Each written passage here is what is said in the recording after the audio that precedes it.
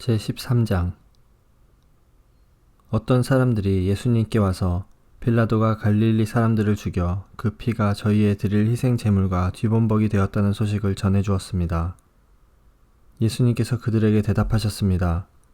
너희는 이 갈릴리 사람들이 이런 고난을 당했다고 해서 다른 갈릴리 사람들보다 더 큰 죄인이라고 생각하느냐?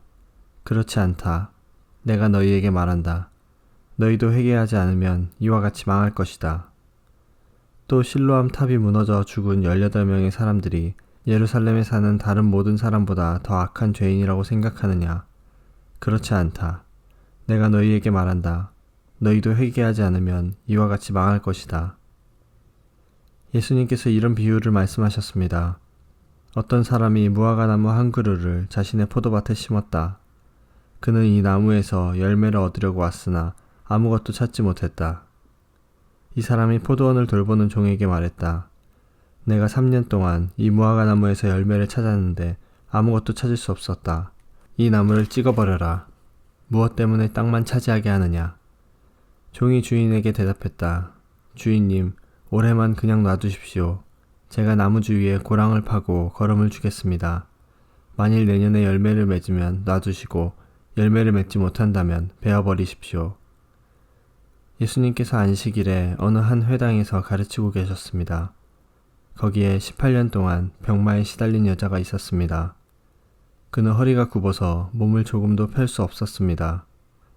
예수님께서 그 여자를 보시고 가까이 불러 말씀하셨습니다. 여자여, 내가 병에서 해방되었다.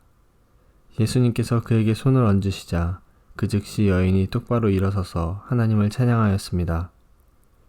예수님께서 안식일에 병을 고치셨기 때문에 회당장이 화가 나서 사람들에게 말했습니다. 일하는 날이 6일이 있습니다. 이런 날에 와서 병을 치료받으십시오. 안식일에는 안 됩니다. 주님께서 대답하셨습니다. 위선자들아, 너희는 안식일에 소나 나귀를 외양간에서 풀어내어 끌고 가서 물을 마시게 하지 않느냐. 그런데 이 여자는 아브라함의 딸로서 18년 동안 사탄에 매여 있었다. 안식일에 이 사람의 매임을 풀어주어야 하지 않겠느냐.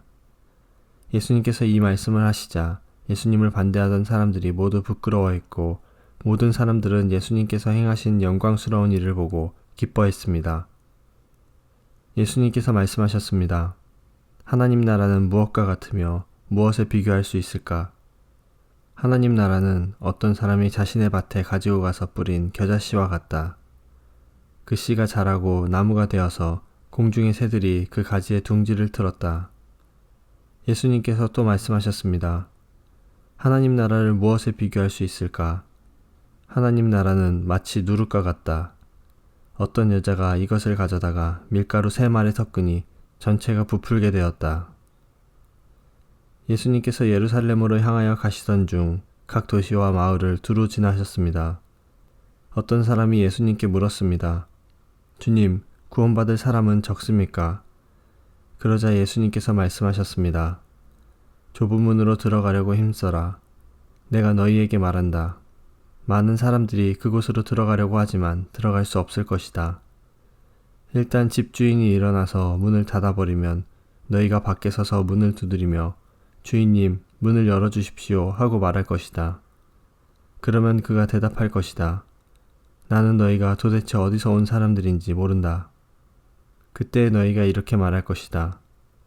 저희는 주님 앞에서 먹고 마셨으며 주님께서는 저희를 길거리에서 가르치셨습니다.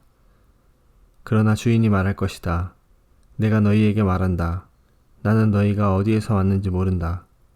악을 행하는 자여, 썩 물러가거라.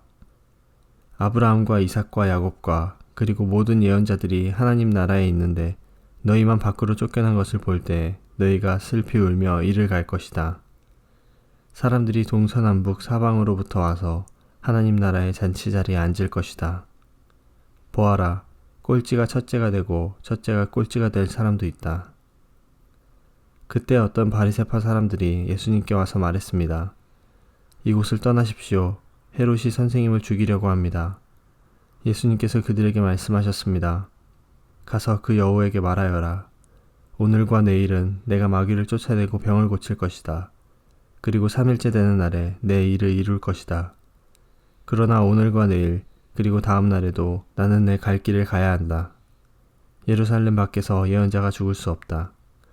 예루살렘아, 예언자들을 죽이고 너에게 보낸 사람들을 돌로 친 예루살렘아, 암탉이 날개 아래 병아리를 품듯이 내가 내 자녀들을 모으려고 여러 번 노력하지 않았더냐.